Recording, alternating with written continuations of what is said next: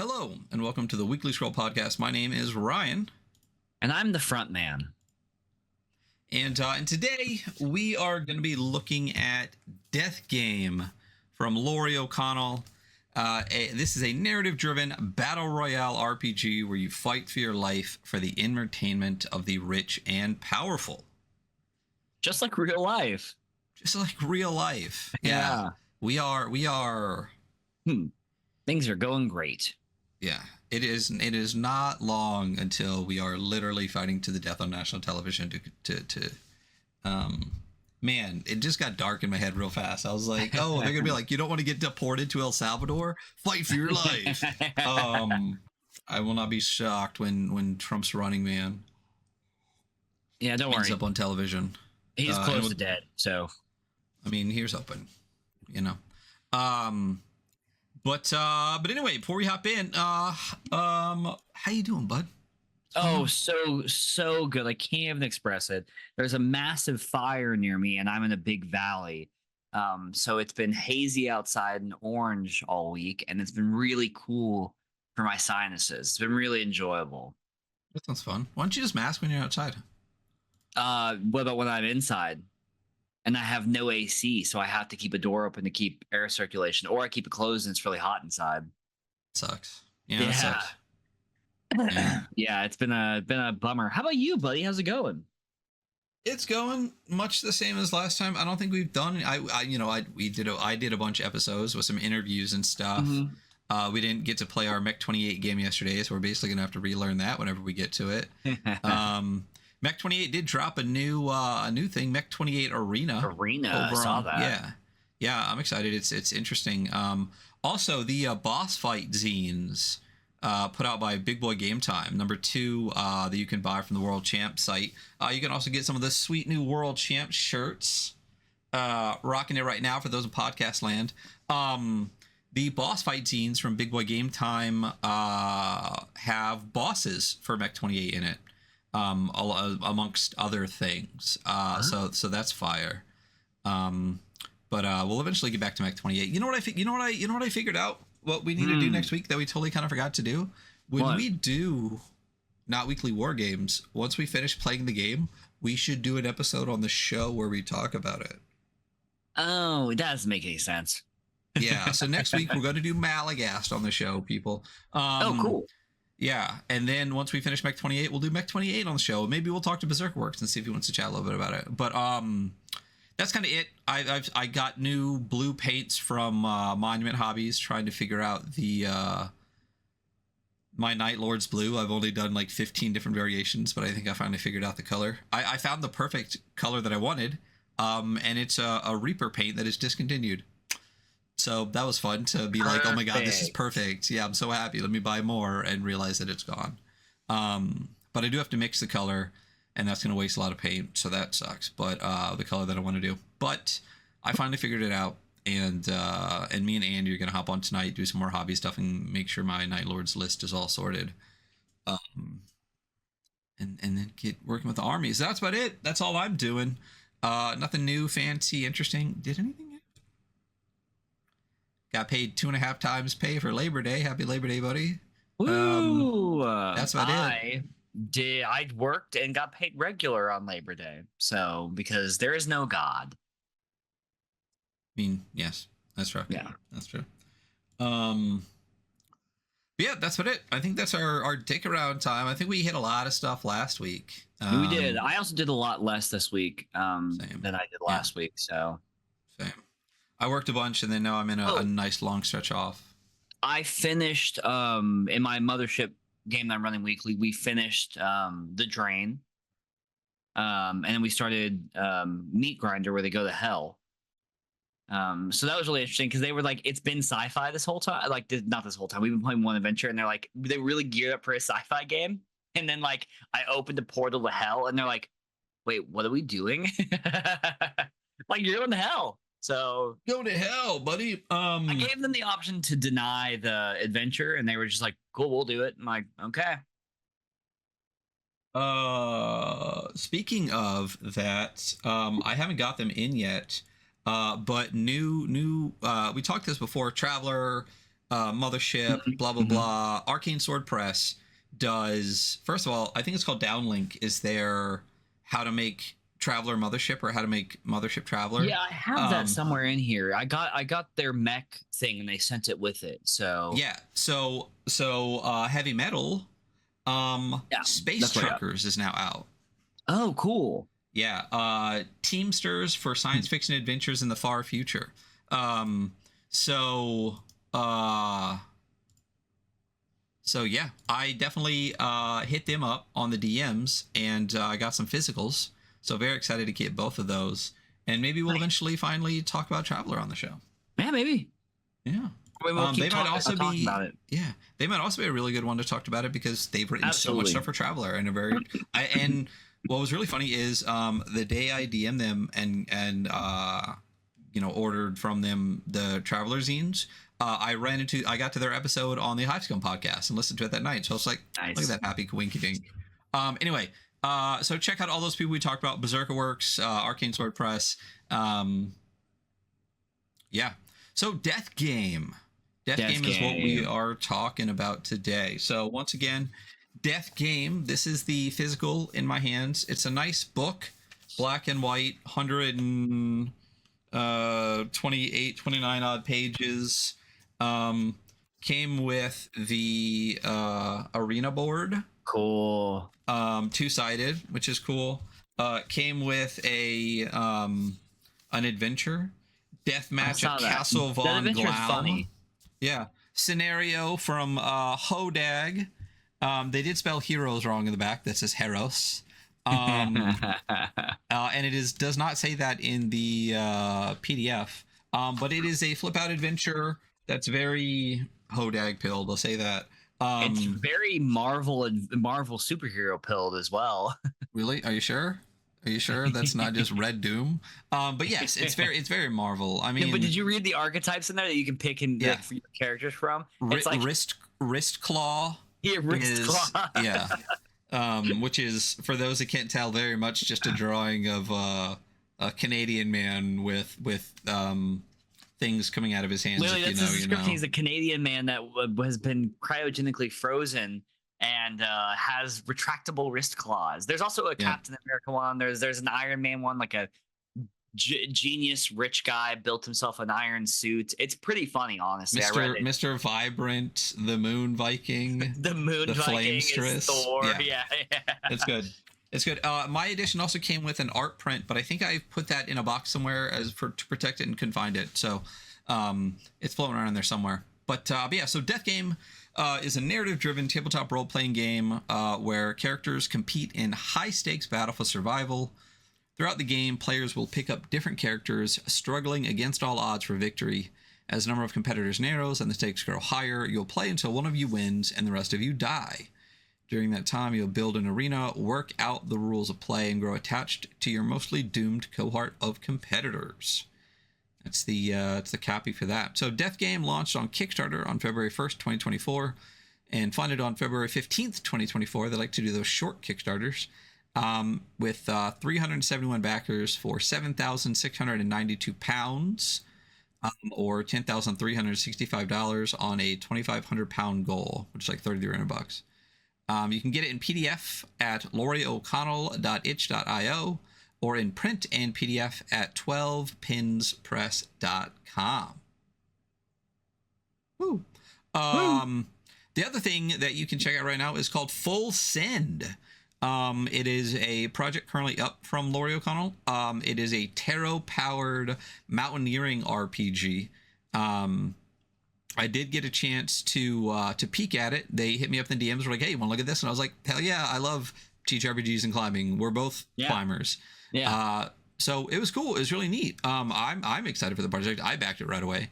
I love that the if you go to the Kickstarter and look at the book, the cover of the book looks like a climbing guide. Yeah. Like, for those of you who don't climb, they make these guides for different popular rock climbing areas or even states. And you can go buy them at most outdooring or retailers in that area or even online. And the book totally if you look at it, you're like, oh, that fucking looks like I have see if I can find one real quick. I'll give you an example, because there's definitely 5 right here. Um, It's very much got like this energy, you know. yeah, let me just grab it real quick. I'll show it. Um,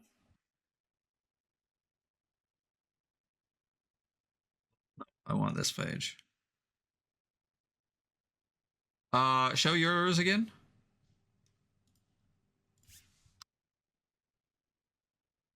Yeah. So when you look at the cover, which is right. Oh, is there like a nice big picture of the cover? Well, it's this right here. Yeah. Oh, It different very one. much. Yeah, it's this Yeah. right here. It very much does look like that. Which I love. I think that's fantastic. I think it's fucking great. Yeah. So yeah, full send Terra powered mountaineering RPG. They're very close to their goal. It was another, I think, like 2-week funding, so it's only going on for a while. They're at $5,600 out of 6,054, so they're less than $500 away from funding, which is really fantastic. Nice. And again, I'm really excited for it. You use tarot cards to after picking like archetypes for your climbers to climb these mountains together. It's not like it's mountaineering. It's not just bouldering or top rope or anything. It's actually like full on mountaineering, which is cool. So you get to climb some of the most famous peaks in the world. Go through your adventure. It reminds me a little bit of like Some real like multi-day, multi-pitch adventures, you know. Yeah. Did you ever read the Climb like manga? No. Oh, you should. It's fire. But it's really cool. It was, like I said, it's really interesting. I got to actually take a look at it. And they got some other really cool people on the team. Nyshaw, Kayla Dice, Samantha Lee. Samantha Lee is actually the editor of Death Game, which is what we're looking at right now. And a stretch goal writer of Sad Pines. And they used climbing photography from Lane Mathis. So again, it's a really cool project. I'm excited to check it out whenever we get it. I'm sure we'll talk about it here on the show. We've talked about some of the Laurie O'Connell's other stuff on the show, like Hieronymus, which is really interesting game. So excited to look at that, and so go back this shit. Like I said, they're one of the first, like when we first started doing the show, I picked up Sleeping Above a Stolen Crown for Lancer. Oh. Like before, I think Laurie ended up putting it on Kickstarter at one point, but like they posted like a version on like Twitter forever ago when I was on Twitter. Everything that they've ever put out, I'm like, this is good. I really enjoy this. Yeah. I think I have most of their catalog. Hieronymus. I don't know if I have Winter's Tale. I have Lichcraft. You just talked about Stolen Crown. Okay, I don't. I'm missing a lot of stuff. Tawn and Obey. There's a lot of stuff. Go check out 12 Pinch Press. Buy a bunch of stuff, especially Hieronymus. Like I said, we talked about that on the show on some episode that I don't remember. But it was good. Really liked the game. Really interesting. Using Hieronymus Bosch art as like the concept of the game was really great. It's an insane game. It's truly odd in a very enjoyable way, and it's fucking cool. Yeah, it's really neat. So yeah, Laurie does cool stuff. And we're going to talk about one of those things today, which is Death Game. So let's just hop in, I guess. There was one thing. Read the introduction paragraph is what a note I gave to myself. So the art through the entire thing is from Hodag. Shout out Hodag. They do great art. Yeah, they do great art and have interesting opinions on the internet. But there is a page in the beginning that I really enjoyed. I mean, I like the vibes and the layout and stuff all throughout. Luke Earl also did the layout for all of this. Aether Corp. I have this from them, which is really fantastic. This is the Field Agent Handbooks, which are really fantastic. They are you just got to go check out the Field Agent Handbooks. They're these fantastic like game but use a real world kind of thing, and this was like a handmade like traveler's notebook that came with it. So all of these are that. So Aether Corp does really, really cool stuff, and these are gorgeous. So a lot of really great people associated with this project, which is really cool. So Death game, paragraph, the thing that I wanted to look at. We'll talk about that stuff. So Death Game is a tabletop role-playing game. This means the rules are here to structure your play experience, but they are not as rigid as a board game. You need to use your imagination to fill in the blanks with your own story. If the rules of this game do not account for something, that means the answer has to be drawn from your own creativity and decision making. I love that. That's one of my favorite, like, what is a ttrpg paragraphs I've ever really read. Like, just that line that, like, they structure the play but are not as rigid as a board game. I'm like, that's a great way to describe a tabletop role-playing game. Yeah. Anyway, there is some. I do like there is some little board gaming aspect to this game, though. Yes. We'll go over it, and it's really good. Yeah, it's a game, you know, and it doesn't try to not be a game, which I like. Yeah. I think I've beat with the dead horse how much I wish people would just realize that they're playing fucking games. So, what is this game? The gist of this game is that it is a quasi dice pool, quasi funnel roll-over game that uses clocks, arenas, and rotating GMs, where players battle to the death until only one remains. That's the game. Does that sum it up? Was that a good summation? I think that was good. I like that. That was good, yeah. So mechanically, what the fuck does that mean? I'm rolling through some parts for those that can't see at the beginning, where it talks about the roles of the game, dice rolls, everything like that. Touchstones, which are great. It is a battle royale style death game. Talking about things like Hunger Games, Squid Game, Alice in Borderland. There's an entire genre of anime and shit. The battle royale anime is incredible. So is the manga. The battle royale live action movie is great too. Oh, so good. Classic. We used to watch that in high school, actually. So good. And we'll talk about this a little bit later. But playing the game, they got some player principles here that matter. But we're talking about the rules. So I'm going to skip character creation because guess who does that? Not me. And there's only two of us. So the core rules of the game, the core mechanics, because that's what I'm going over, is the rules breakdown. Mechanically, the core is the skill check. So how does the skill check work? You have 3 skills that Hunter will go over a little bit more. That is violent, smart, and lucky. And you assign one of 3 dice to each, a d4, a d6, and a d8. And again, Hunter will go over that a little bit more. When rolling a skill check, you pick one of those, let's say violent, and you had a d6 on violent, you would take a d6. And then there are a couple other options you can have to build out sometimes a dice pool. That's why I said it's a quasi dice pool game, because sometimes you will literally just roll your skill die. But sometimes you will have an item, which lets you roll another d4. Sometimes you will have an assistance from another player, which allows you to have another d4.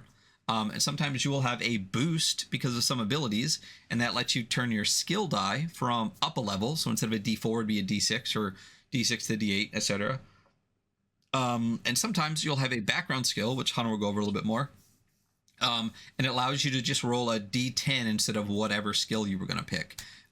So you could potentially have a d10 plus a d4 plus a d4, and have, up to 3 dice to roll against a difficulty class.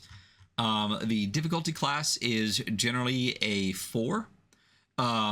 We'll go over that a little bit more later, but it is a roll over, not a roll at or over. So if it's DC 4, you have to roll a 5 or higher. And you just try to roll above that, and then you succeed at the thing that you're trying to do. There are levels of success, though. So when you resolve a skill check, you can have critical successes, and failures, and then there are 2 kind of differences with the way things are rolled. So on a crit success, if you roll double whatever the DC is, you add all the dice together, not just take the highest when you have like any more than 1. So say the DC is 4. If you roll an 8, you get a crit success, which gives you a bonus to something. Items, clock stuff, like whatever. You just get something extra. On a success, you just succeed at what you were trying to do. On a failure, you just fail at what you were trying to do. But there are modifiers to the rolls. rolls are either perilous or controlled. So if they are perilous, most rolls are perilous. It's a death game. So things are perilous when there's risk. Harm could come to something. You're acting under fire. Any of that stuff. Controlled is when the odds are overwhelmingly in your favor. You're chilling out, like whatever. Basically, if everything is super calm and it's not that big a deal, it's controlled. But most things are going to be perilous. So if you fail on a controlled roll, it lets you either just be like, all right, I don't do that thing, I abandon the attempt, or re-roll as a perilous check.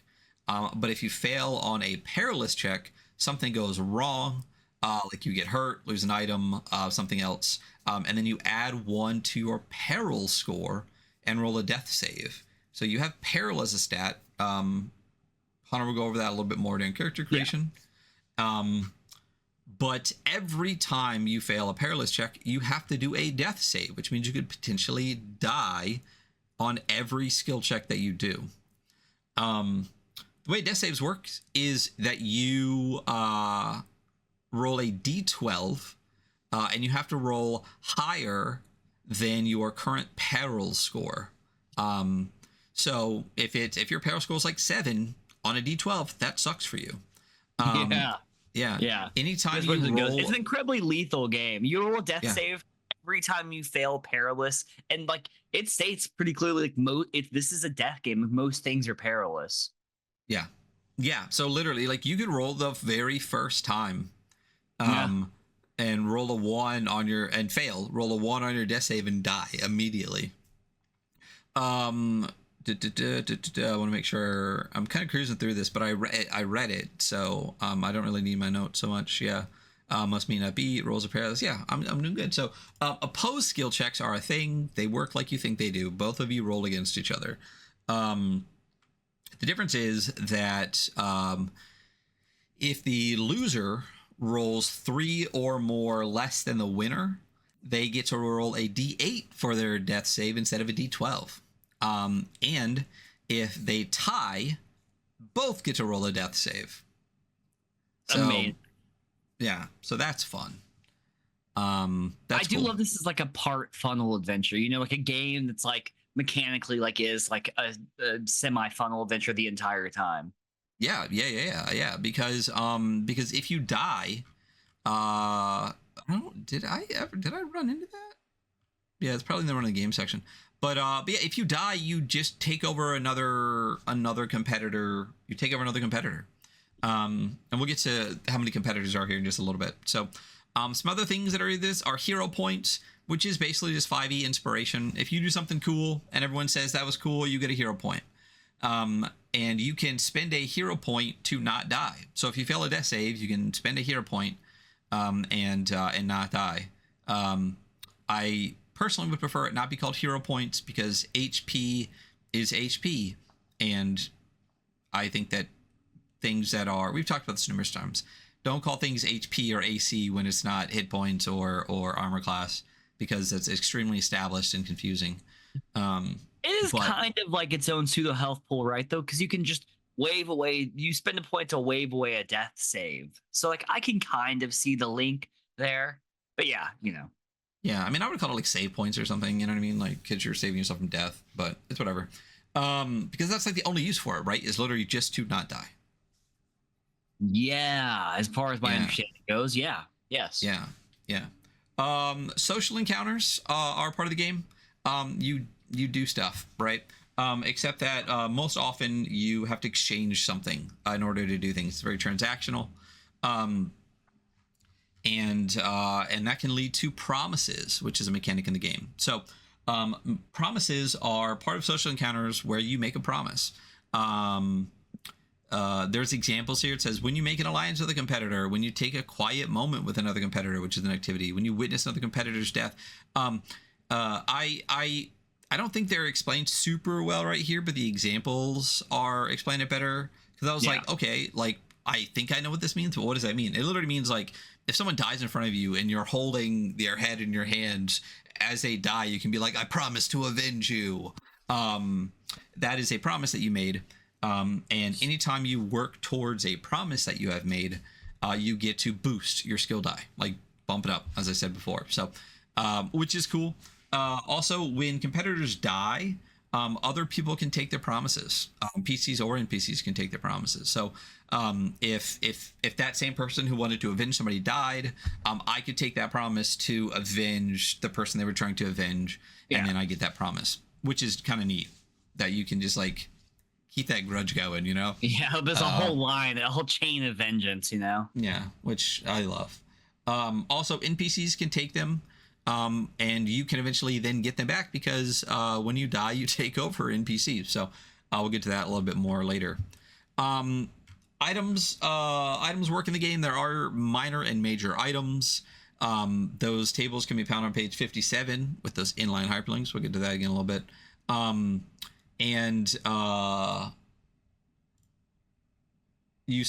will go over what you start with, but as I said, if you have an item that you can use, you get a D4 in your pool.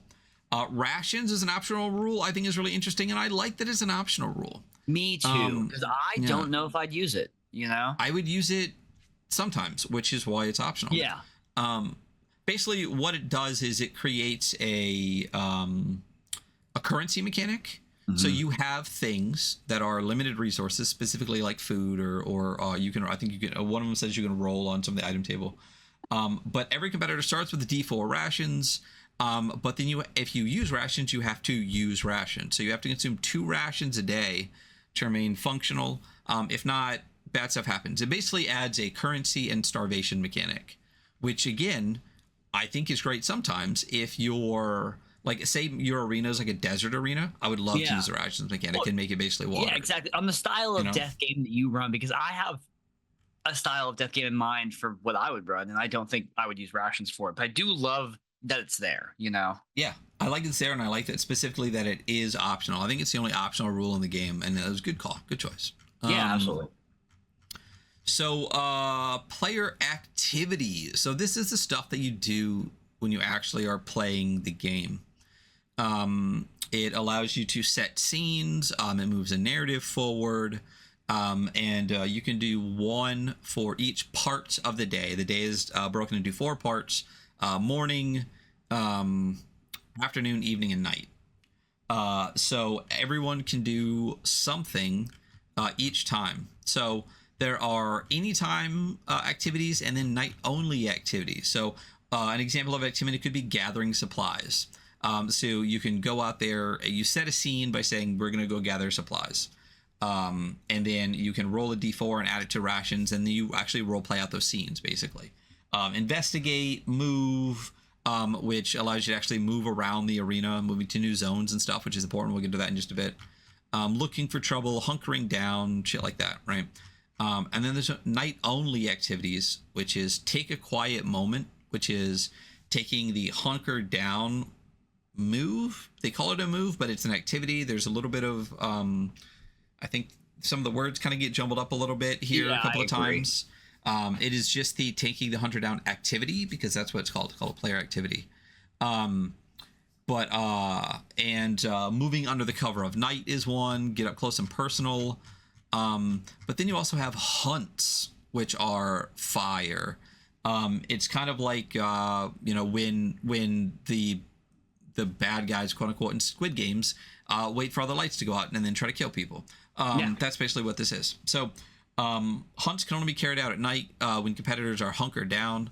And basically it starts a clock, and you are moving from location to location trying to find another player, filling in clock segments every time you successfully investigate a location. So that's really neat. I like that aspect of it. It's dark and fucked up.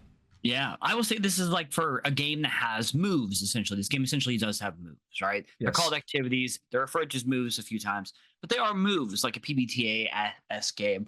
I love them here. Yeah. I have a whole thing later on the moves. We'll discuss those more at length. Trust me. So getting into running the game, because not only when you die Do you take over an NPC? When you die, you actually become the GM. So in Death Game, everyone shares the GM duties. When a PC dies, their player becomes the GM, and the GM becomes a previously established or new character. So when you die, you become GM, and then the GM gets bumped out into another competitor, or a move happens, something that is called a move, which we'll get to in a little bit. But everyone shares the GMing duties, so they make the game pretty easy to run because everyone has to run it. There is no permanent GM in this, and I like that a lot. I think it's really interesting. You can really change the flavor of the game by the way people run it, which is cool.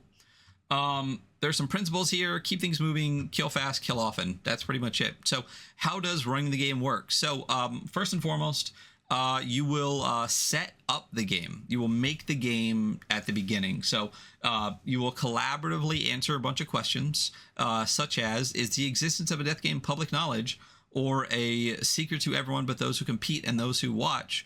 You will answer a bunch of setting questions to create the actual setting for the game as a group, because you're all going to be running it.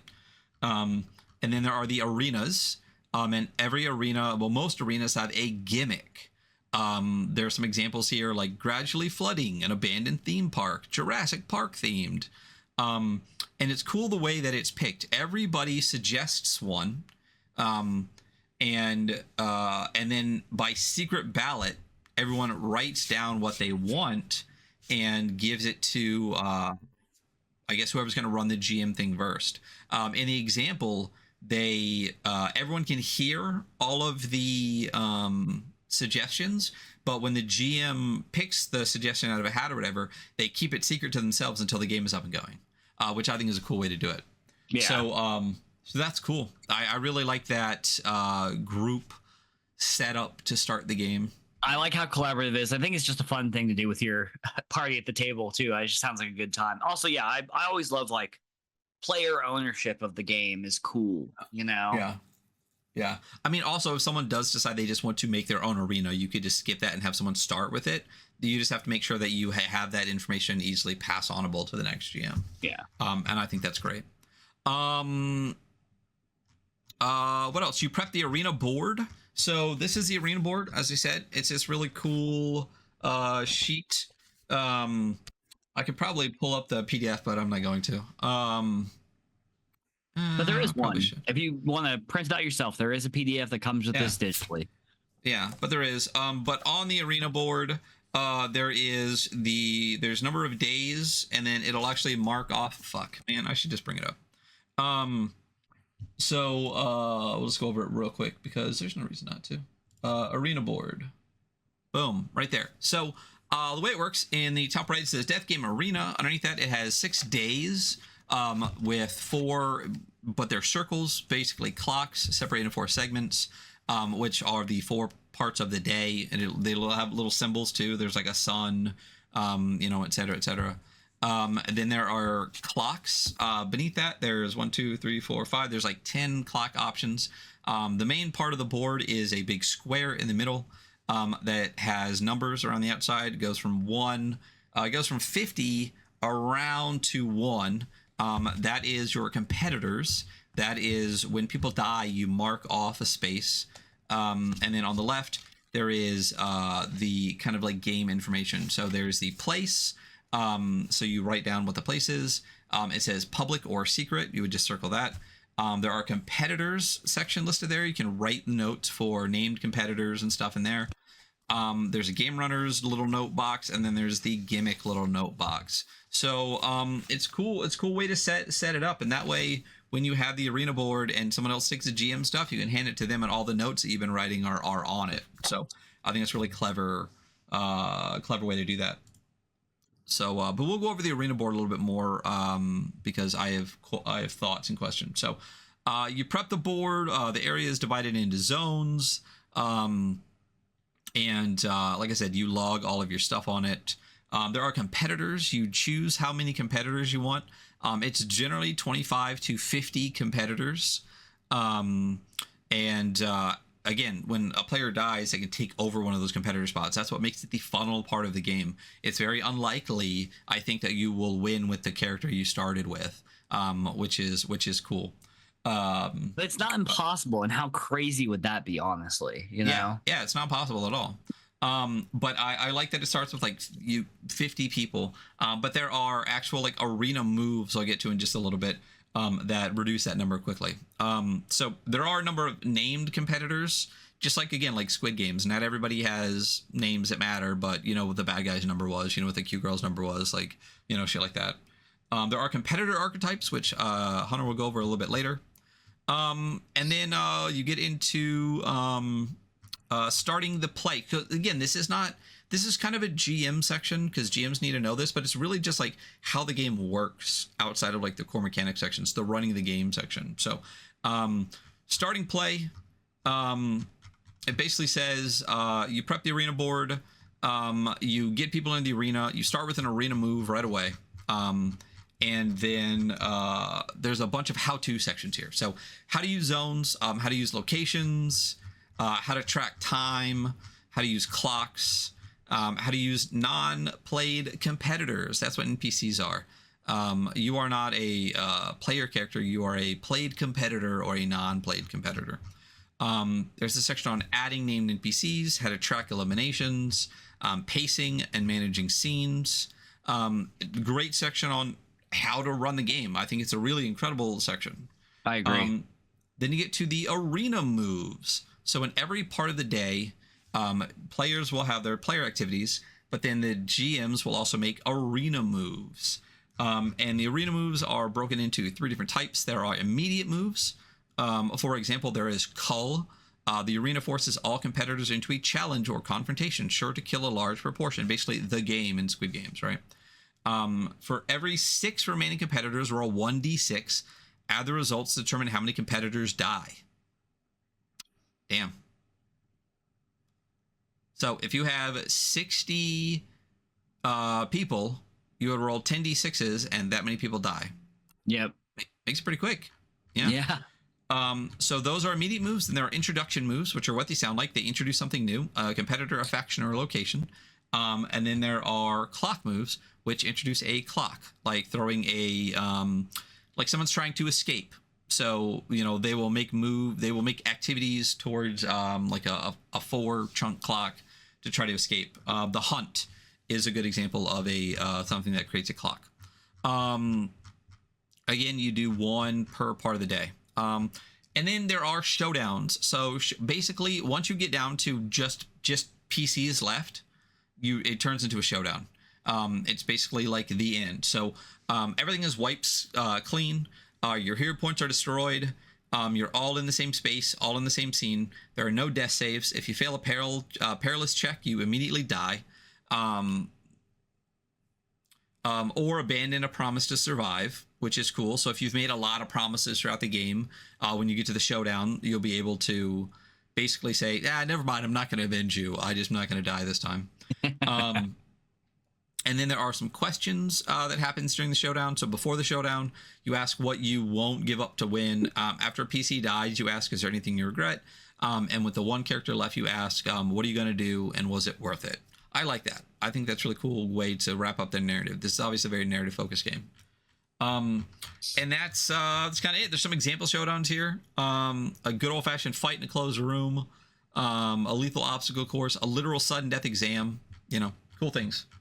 And that's the core mechanics of the game, both running the game and playing it. So next we got character creation. Yeah, boom. Let me get to it. All right, go for it. All right, this is going to be much shorter than Ryan's section. Character creation is like a fairly simple process. Ryan kind of touched on it before. You're going to generate first off.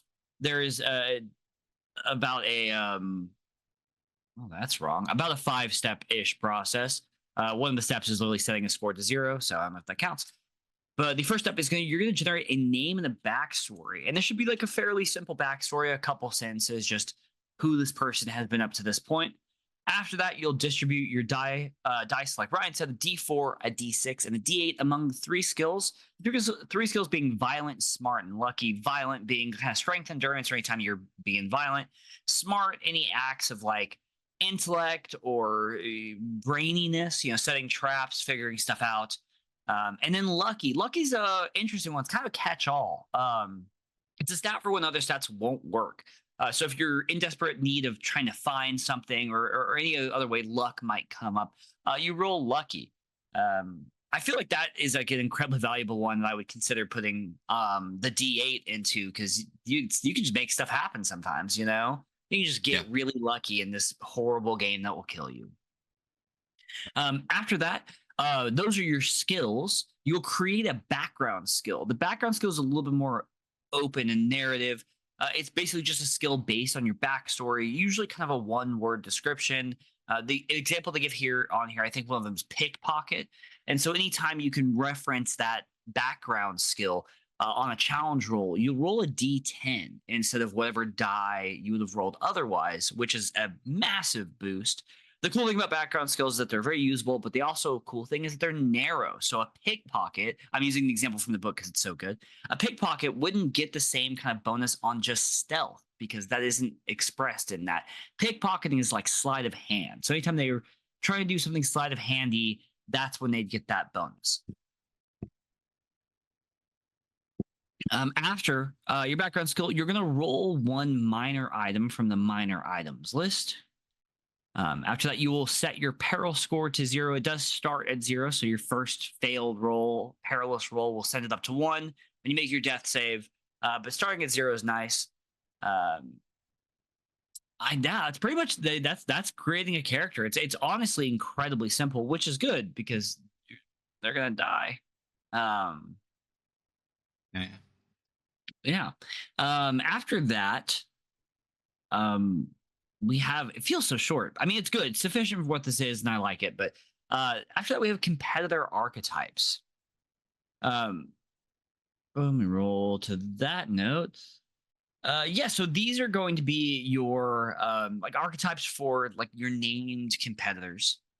So a very easy process here. You're going to give them a name, something super iconic like number 431. Then you'll pick an archetype, and the archetypes are listed below on page 44 to like 47 or 48, I believe. And each archetype gives them like kind of a flavor and a specific ability. So one that we could pull from immediately is the let's do the knife pervert. It's a terrible name. The knife pervert. The knife pervert always has a sharp knife or 10. They're excellent at throwing them. Sometimes they'll even lick them. We all know the guy. So the ability that this archetype gets is a blade in the dark. When you fail a perilous check in close proximity to this competitor, you roll a d6 rather than a d12 for your death save. It does not matter if you're technically their ally.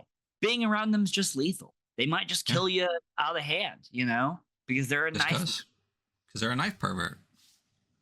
So there's some really good ones on here. There's like some archetypes from characters we've seen in like other media, like the Game Baby, which is definitely like a Hunger Games reference. No one wants the Game Baby to die. But so you'll pick the archetype. You will give them a secret. And then, they have a DC, each archetype. And that DC is basically what your players will roll against when dealing with that archetype. Very simple. Yeah, pretty straightforward. Yeah, I like it.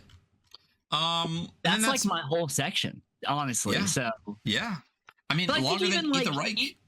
Sorry? Longer than Eat the Reich, where literally it's just pick one. Yeah. I think like this whole game, like Ryan spoke for a while about the mechanics of the game, but like as far as like hard mechanics, like they're pretty lightweight, like what takes up most of the brain space will be the moves. And they're good and they're cool, and I like how this is run. Yeah. Let's talk about that. The rest of the book basically gets you to there's a really big example of play, which is really, really nice. I did read it to clarify a couple of things, and it does really help. But it's literally like I mean, it's literally broken down into like making the game, creating your characters. Like it literally like skill checks and stuff. Like an Yeah, example skill of a check, skill death check, save, a and a death save, and a promise. Yeah. promise. It basically gives you an example of like everything, which I like. It's great to have all of this stuff. I mean, it's literally the example is 1, 2, 3, 4, 5, 6 pages long, and it's good, and I like it. Then you get the items lists, and then a names table, and then a secrets table, a more secrets table, and then you get I think it's 4 example arenas, if I remember correctly.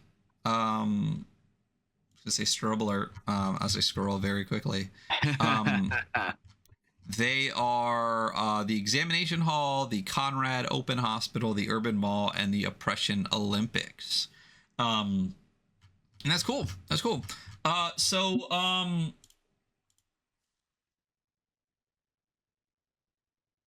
let's get into our likes and dislikes. So I'm gonna start with a dislike, and that is I don't dislike very much of this game. Yeah. But I will say, with the amount of examples given throughout, because we skipped over some stuff, but in a lot of the paragraphs they give you examples, and then there's a 6-paragraph or 6-page example of play. I wish there was more stuff about the arena board. So the way you get a picture of an arena board, it talks about zones and locations. I wish they would have just like the arena board that they give in the middle of the book, because you're not going to print that out of the middle of the book. I guess you can, but like you get the separate PDF no matter what. Yeah.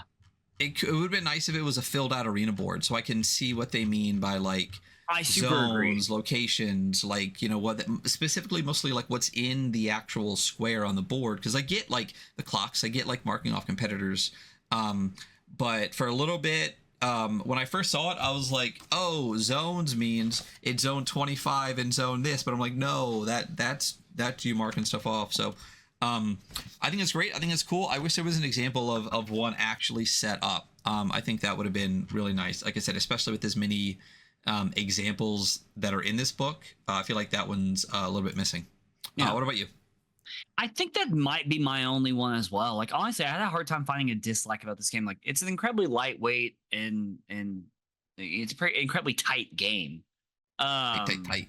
Tight. And I like that. I like that's a lightweight experience. I think it does the thing it does well. But yeah, it would be cool to have. There's so many examples of everything else, like you said. Like it'd be cool to see it filled out board. Like there's multiple zones. There's locations in each zone. Like what does that look like when you draw it on that board? Yeah. Bunch of circles. Yeah. What is my like? I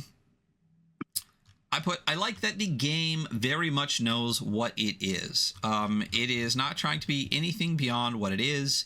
To the point that there are literally quotes all over the book. Like the back of the fucking book, like, is literally a giant quote from Battle Royale.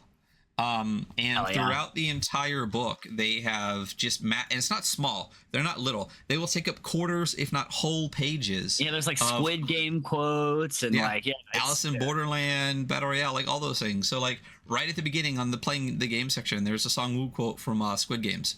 When we were kids, we would play just like this, and our moms would call us in for dinner, but nobody calls us anymore. I like that it very much from the beginning it's not trying to reinvent the wheel. It's just making a really good wheel. You know what I mean? And I really like that. You know, we'll talk about that a little bit more in originality, but I'm a big fan. Like, I'm a big fan of it being like, we wanted to do Battle Royale, so we did it, you know? Yeah. What about you? As for my I just think running this game and playing it sounds like a fucking blast. You know? It does. It just sounds like so much fun to play this game. I do, while we said that could be expanded upon with like what the board looks like, I do like the board a lot, and I like the like physical like artifacts that go on the board, like the named competitor notes, so that everyone's tracking what's going on the entire time. Everyone has like a good amount of context for how things are moving through. And it's easy to like swap that around as you change, you know, who's the game master. I like this game. Yeah, I like the game. That's a good like. So let's go to our metrics. For those that don't know what the fuck we do quantify our terrible opinions with metrics. 5 for books, 3 for zines. We will talk about kind of a combination of all of those things here, and then we will jump to a section where we actually give those things scores, the ones that we pick, whether it's a book or a zine. So the total is 6 different things. We do art and layout, usability, rule set, originality, value, and vibes. And then for books, we're going to give scores for art and layout, usability, rule set, originality, and value. For zines, it would be visuals, rule set, and vibes. So obviously this is a book. It's like 65 pages before the arenas, 100 plus total. Clearly a book. It's a book. You can see it physically in my hand that it's a book. So let's start with art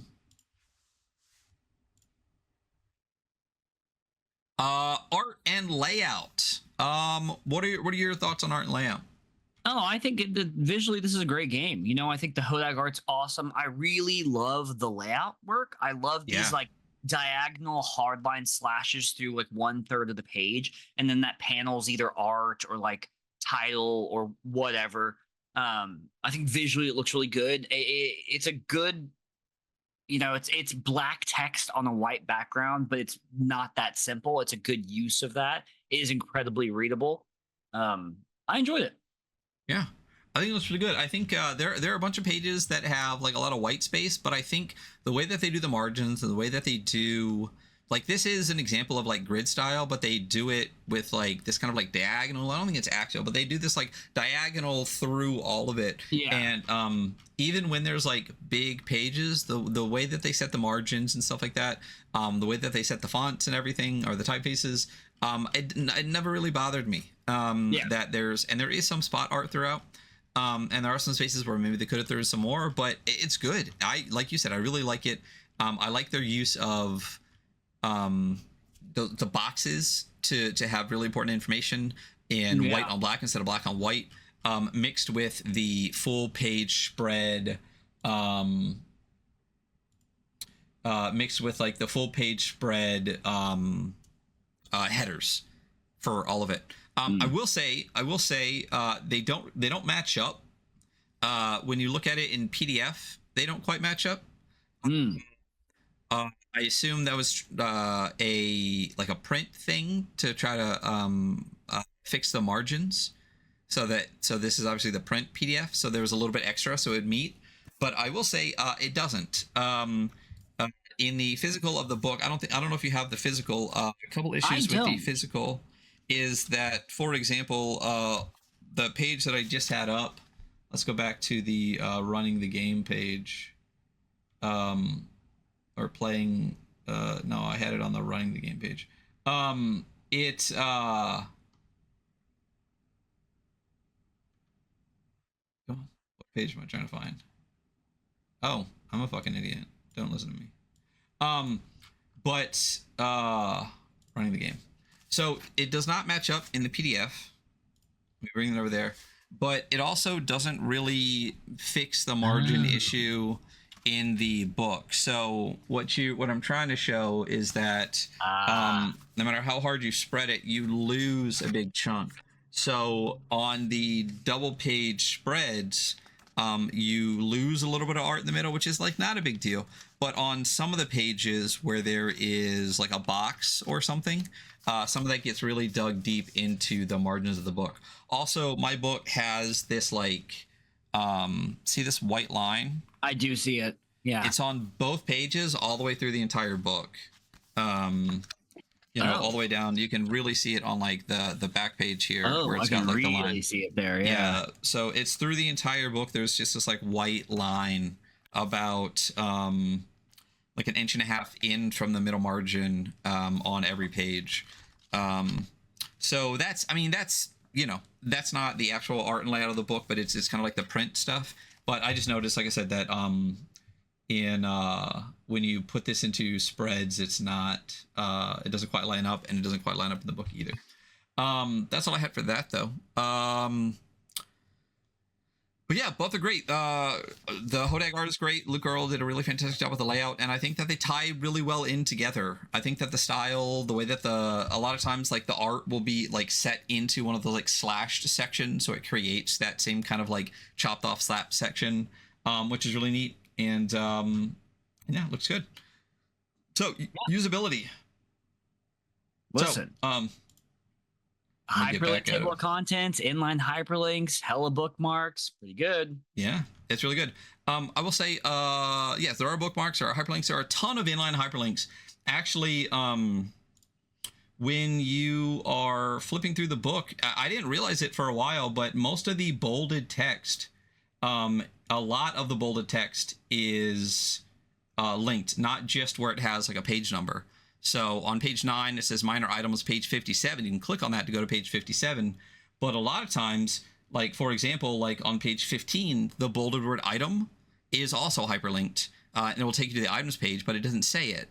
But it's not all the time. And there are some hyperlinks that are missing. Like, for example, what did I put here? On page 11... it says threat level on page 43. That hyperlink is broken. Sometimes on the same page, item will be hyperlinked, and then item will be hyperlinked, and then item won't be hyperlinked. So, I mean, they hyperlinked it shit. Just because one or two are missing doesn't, I don't think that really takes anything away. I just noticed that. But one thing I will say is if you are going to put that many hyperlinks in your document, which everyone should do, thank you so much for doing that.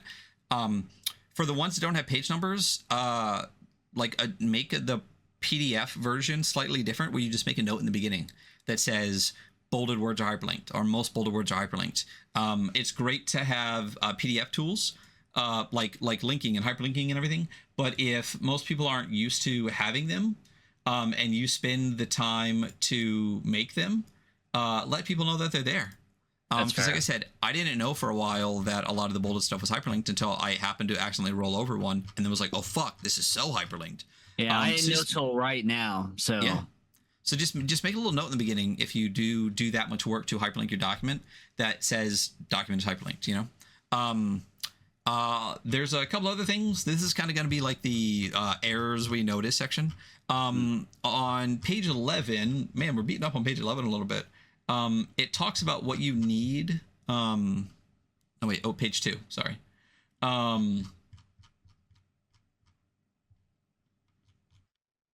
And one of the things it says you need is the arena booklet. I think maybe at some point the arenas were going to be in like a separate book. Gotcha. But they're in this book. So I don't think there is an arena booklet. I could be wrong, but I do believe that might have been like a holdover from maybe like a previous draft. And then I brought it up already, but on page 21 where it talks about activities, players do activities, and like the GM does moves and the arena does moves.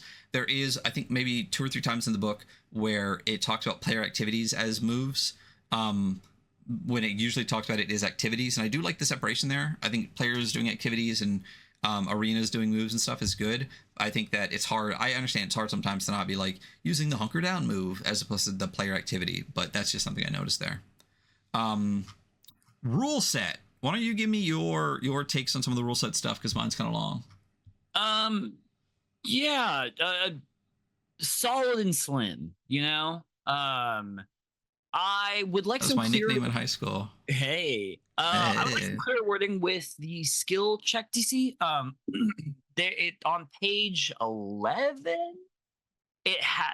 Am I right? Yeah. It has the skill check DC, and it says that it is usually 4, but could be harder. How hard does it get? Does it go up to just 5, or does it go up to 6? Does it go up to 7? Like, how hard does it get? Mostly in a lot of rollover games that you see, they'll be like, a D20 game to be like, oh yeah, 10's easy, 12's whatever, 14's hard, or whatever. It'd be cool to have a little more context there, but minor complaint. I definitely think where this game shines the hardest rule set wise is the arena like setup and moves, and the player moves. Like that is like very much the core. The dice mechanic is cool, and it is good for this because it's pretty much all you need. But like that is not the focal point of what makes this like a really cool experience. Yeah, I completely agree. So yeah, the core rules, the skill check is really straightforward, but I don't think you need really more than that. I think it's light, it's clever. It's basically just like an attribute check, but getting to add that little bit of like dice pool rollover mechanic to it, I think is neat. It's I thought it was really interesting that this is a death game where you're literally like fighting to the death with other people, but it is not a combat game. You do not have HP. Yeah. There is no like combat role. There's no real, I guess sometimes there's like combat abilities, quote unquote, but they're all narrative. Like at no point are like you can do an oppose check or whatever, but even then it's still narrative, you know? You don't have like, you don't have like a knife and do an attack roll to slash 6 HP off of somebody. You know what I mean? I thought it was really interesting that the way they did a death game with no real combat, which is cool. I like that a lot. I do too. And the moves, we talked about that a lot. So for anyone that watches us here on the show, I fucking hate moves. But I like the way that moves are in this game. And why do I like this version of moves? And it kind of helped me crystallize what I don't like about other moves, especially moves in PBTA or I think specifically probably in PBTA, because Blades does stuff a little bit different, but I mean, it still, does some shit, and we beat up on Blades enough. No, I'll do it again. So basically, the way these moves work are the way that we like moves when they're like abilities or something, right?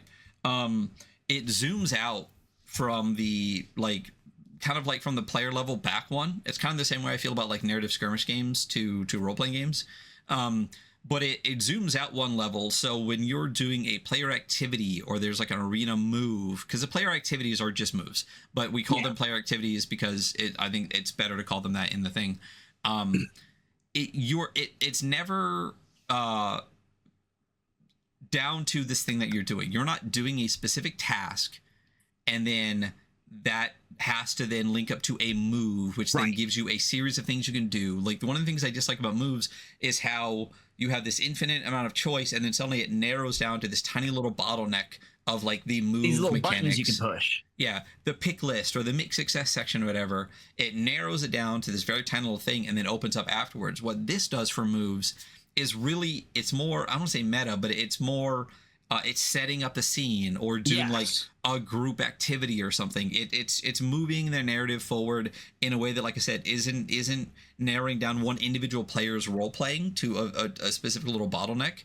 It is moving the narrative forward in these like larger things. Like again, you pick an activity to set a scene. You do a move to push the narrative forward. It's zoomed out one level, I think, from, like I said, from a specific individual player task to more like the game narrative moving forward. And I really like that. This is how I like moves. We've talked about using moves as special abilities or something and stuff like that. Same kind of thing. You're not using it to narrow your RP or the choices you have. You're using it as a thing that pushes things forward.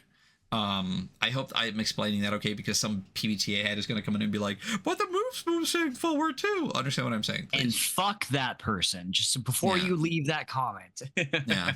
The arena board is really neat. I think what's interesting about this is I feel like it leans way more into procedures than rules, and I think that's what you're talking about with like the running the game procedures, the arena board procedures, like all of that kind of stuff. Obviously procedures are just also rules, they're just like specialized rules, but I do think it leans more into the procedure side than the rule side, saying that as in like not the skill check, aka that rule. It is the making the board, setting the scene, figuring out the gimmick, like the procedure stuff. And I like that. I think that's really great. And I think that is one way that they made it they made it not a combat game by leaning it all into procedures. And yeah, I think it's clean. I think all of that reinforces the theme. And I think that's what we missed from Aetherite last week is I feel like this dice mechanic and the procedures involved lean into the game, where I really felt like, I think we decided near the end, like why did it always feel off a little bit? It's because I feel like you could have just ripped the game right off Aetherite and it wouldn't have changed anything. That it wasn't really, so I think this one feeds into the system a little bit better. Like it reinforces the themes better. So originality. it's definitely genre emulation, but Yeah. it leans in hard, doesn't try to not be that, and does it in a really interesting way. What are your thoughts? Yeah, I think yeah, it is genre emulation pretty hard. And like I like the mechanics of this game. None of them are super original, but they all do work really well. Um I think that I don't know, I don't know many, like, talking about originality and like this being a game. I don't know of many like death game. I know Funnel Adventures, but none of like set up like a Squid Games or like gamified like death game. I can't think of it. I can think of one. Well, there was the other one that also came out around the same time called Deathmatch Island, which we're going to go over soon. Yeah, that's the one. Which is the one. Yeah, yeah. This very much felt like a oh, you know when like Bugs Life and then Ants came out, you know what I mean? Like Yeah. there's always like, you know, when Nemo came out and then like that fish movie came out, like when these are There was both a coming fish out. movie on the same time as Nemo. Yeah, there it has like Angelina Jolie is like a sexy fish and shit. There's like the sharks. Is that Shark Tale? Probably Shark Tale. Yeah. It felt kind of like this because I think they both kind of came out roughly around the same ish time, so it very much was just like, ooh, we get 2 death games. But yeah, so that's on the list to do as well.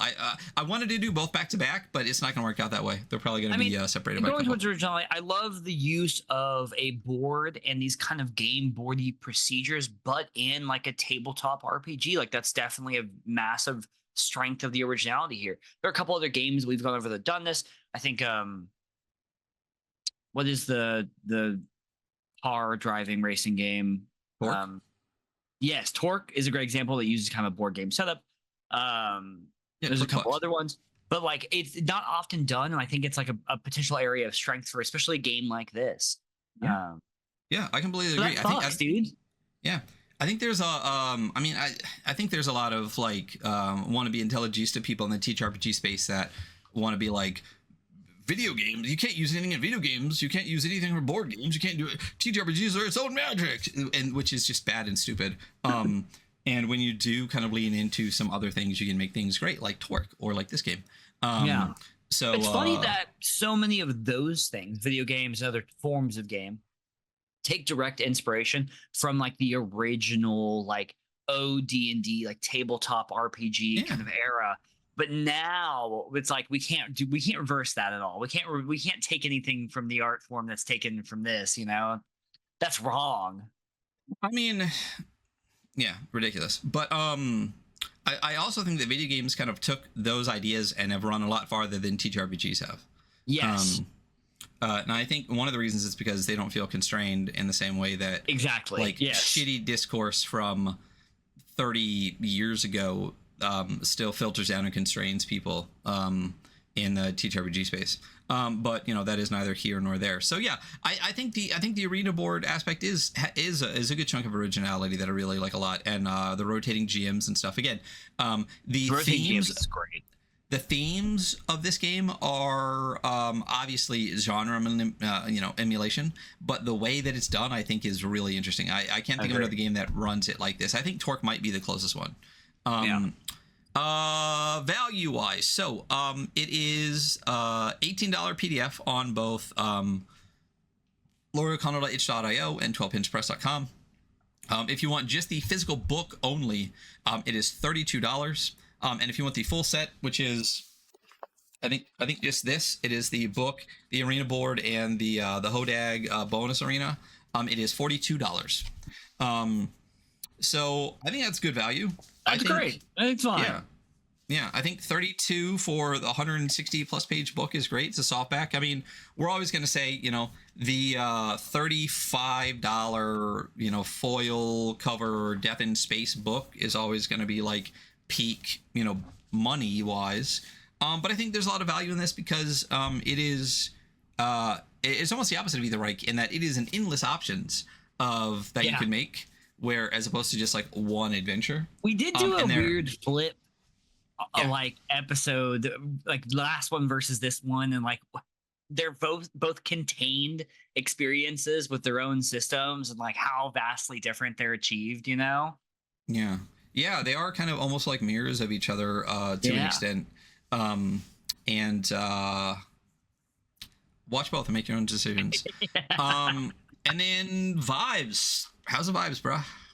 Honestly, pretty high. I Yeah. really want to play this. I want to have this at my table. I want to co-run this with my group. Like I just think it'd be a blast, you know? Yeah. I would be. We should just roll. We should just fucking run this. Yeah.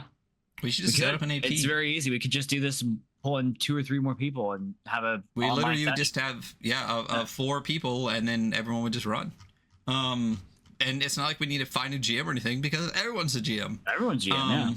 And it's not hard to run, so it wouldn't be hard. But I think vibes are pretty high on this. I love the genre. I think I love watching death game animes. The Battle Royale the movie was that's my shit. I'm not a big horror fan. But I'm a big gore fan. Right. Like I would much rather watch Martyrs than like the actual. You know what I mean? Like I like slashers. Not even slashers. It's like gory fucked up shit. And Battle Royale was great. Any of this shit is great. I really loved Alice in Borderland anime. I think they did a good adaptation of that. So this is cool. I'm excited to talk to about Deathmatch Island because it does something this in a different way. So we'll go over that eventually.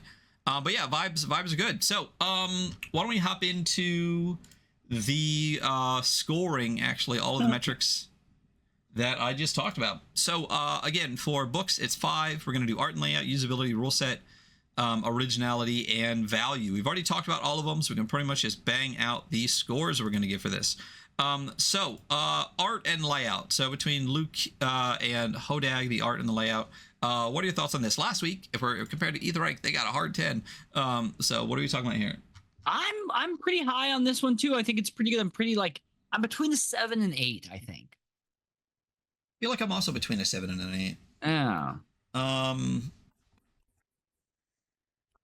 mean, I think the layout really shines in this, and I think the art is really good, but I think it's made better by the layout, if that makes sense. Like I love the way, like this page, for example, real quick, in the introduction page, there's that slash that they use throughout the entire book, and then the art is tucked into like that slash. And they do that repeatedly in the book, like the very next page, where the slash has stuff on one side, but then becomes art on the other.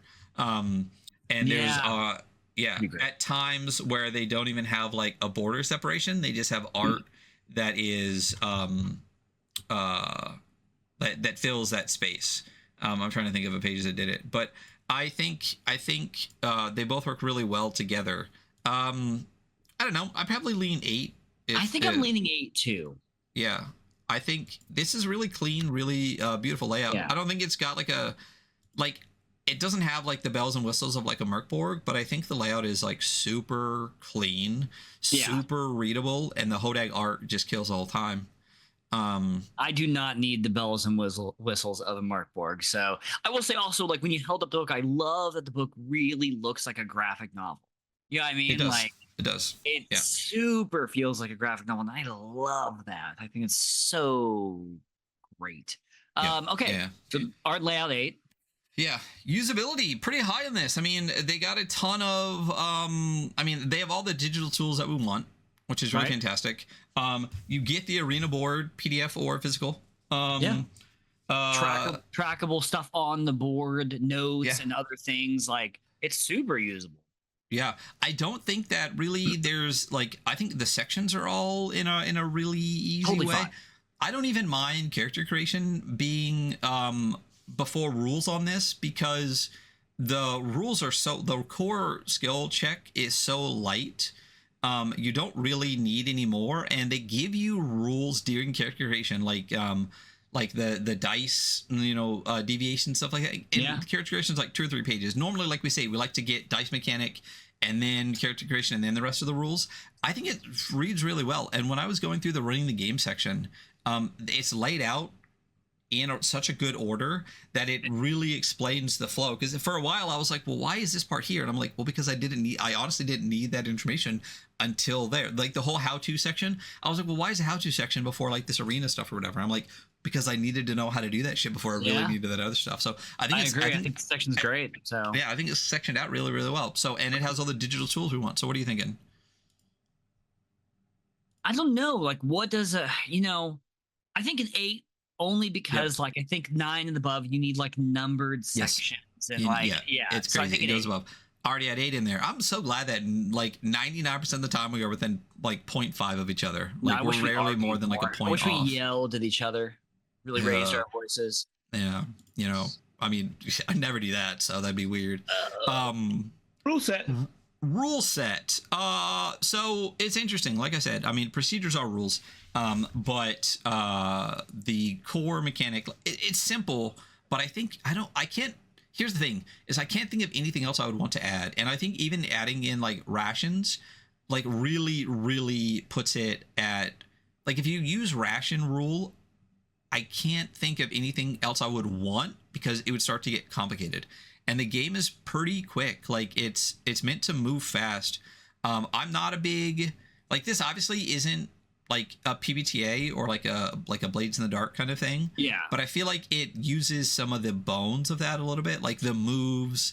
It's a story game, which is weird because like it feels like it's a combat game, but it's not. I really like it. I think it's really, really well done. There's the thing that I've been tossing around in the background a little bit. And I think like this does that well, and I'll probably jack some stuff from this when I want to do that. But I can't think of any like rules that I would want to change. And I think what they do with the arenas and the way they explain it all is really good. What do you? I agree. There's just like there's nothing in this that I feel like is like really missing, and there's also nothing in this that I feel like is incredibly unnecessary. This is like a really dialed in experience. I enjoy the procedures. I'm pretty high on what. No, you talk first. You give your number first this time. I'm probably about an 8 on this. I'm also probably about an 8 on this. This might be 8s across the board, which is a respectable place to be. Might be. Well, actually. All right, originality. So we talked about this already. It's pure genre emulation, which is not that is not a bad word. Those aren't bad words. It's fine to just do a thing and do it really well. And I think this thing not only does the thing, once again, leans in super hard to the thing to be the thing and does the thing really fucking well. Like any part of this, you literally go, I feel like I'm playing like Alice in Borderland. Like I feel like I'm in Battle Royale. Like it's not bad to do genre emulation when you do it so fucking good. I agree. And I think the arena board procedures and everything like that really has a lot of good originality, really ties a lot of stuff in, and really takes all of the things that I'm not a fan of with PBTA and Fords in the Dark and converts them into the ways that work better in my brain. Like it uses moves the way I want moves. It uses like narrative and story game in the way that I want narrative and story game. So it's good. What about you? Yeah, I mean, I don't have a lot to add to that. Yeah. I don't know if I'm an 8 on this though. I don't think I'm an 8 on this though. Yeah. So, I think I'm a good 7. All right. Cool. 7's what I already had in there. Look at us. Cool. Value. I think it's appropriately priced. Yeah, I think it is appropriately priced. I would be fine paying $18 for the PDF of this. I would be fine paying $42 for all of this. I don't remember what my pledge on Kickstarter was. I did get like I said, the art print too. But yeah, I think that's it. And I think there's good value in the replayability, which again is kind of like the opposite of Eat the Reich. You're paying $30-something to play it like one time with the same group of people. We're really taking shots at Eat the Reich. So that means it's not shots. It's just. I mean, yeah, but it's just different. It's. I mean, we have to have like a comparison, you know. Yeah, I agree. But I don't think it doesn't blow me out of the fucking water. You know what I mean? Yeah. So value. I mean, there's replayability. I think that adds to it. It's about an average price. So I'm at 6 to 7 on this. Yeah, I'm at a 6 to 7 on this. I can only assume. I don't know. There's no third-party license kind of information in here, so I don't know if I could like hack it without doing a whole thing. I think that kind of might have been the difference between 6 and 7 to me. Maybe like a 6, I guess. I mean, 5 is fine. 5 means something is bang average, not good or bad. I think this is slightly better because I think there is value in the replayability. I mean, there are 5 arenas that you get to start with it too, though. I think that does That add a is little bit of very value true. too. Let's just go 7. I'm fine I'm with the good with 7 on that. this. Yeah. I think having not only having the 4 that are in the book, but the bonus Hodag fucking hysterical one is great. The Hodag one's fucking great. I really think that one's so funny. So we're gonna go 7 on that. So across the board, we got 24 plus 14 gives us a 38. You know what's so funny? That is the exact same score as Ether Rake. Yeah, maybe Ether Rake should be fucking lower. No, I mean, but here's the thing, and this is what we always say. The total score matters much less than the individual scores that matter to you, right? If you don't give a fuck about originality, then a 38 doesn't mean anything because 7 of those points don't fucking mean anything to you. Right. If you're not worried about value, if you're not worried about stuff, look at the things that matter to you. When you look at something like, for example, Ether Rake got a hard 10 in art and layout, but had like I think maybe a 6 in value or something like that. So 2 scores can be 38s while being very different spreads of numbers. So the total score is good, kind of like for us, kind of like in the context of things. But you know, we've also had games that are like 8s all the way down the board, and then we've also had games that had like 2 10s and 3 6s. So which game would you rather, look at? So I think this is exactly basically where I thought this would be. I think this is a really fun and interesting game. I want to play it. It's really neat, much like all of Laurie's stuff. Their stuff is really incredible. So it's really clever. Again, Hieronymus is fantastic. I'm excited for Full Send. Once again, check out Full Send over on Kickstarter. We'll make sure that the links are below, and I'll make sure that this episode is out within the 11 days that I think are left in it. But if you like narrative, if you like tarot-based narrative games, if you like mountaineering, if you like interesting mechanics about like personal journeys and stuff, I think Full Send is a really neat game. Like I said, I got to check out the draft version of it. It's really cool. I was very excited for it as a climber and as a ttrpger. It's really fun. So that is us. Catch us tomorrow. That's us. Guess what? This will not be out before tomorrow. So check out the episode after this where the Rumpus boys, the Rump boys are back for some Rumpus tomorrow. We're having the gents back on for Rumpus Part 2. And on Sunday, we are gonna have Jert back on for our Not Cat Chats. We didn't have an episode last month because it's like the first time they've ever not had a release. They got to take a month off, so we're gonna have them back on the show. Did you get your deserve a break? So did you get your thing already? I don't know if I got that one yet. Well, you need to make sure you. I didn't get that one yet. Well, I got it days ago, so make sure you don't have a slip in your fucking box again. Perfect. Can you please sign up for USPS Informed Delivery? It'll just let you know that it's there. It's free. It tells you. Sure. Yeah, sign up. I'll talk to you about it after. Anyway, check those episodes out, and then we have some other fun stuff coming up this month. Some APs, many fewer interviews, and that is us for today. Thank you so much for being here. Go back Full Send, and we will talk to you all later. Bye. Bye.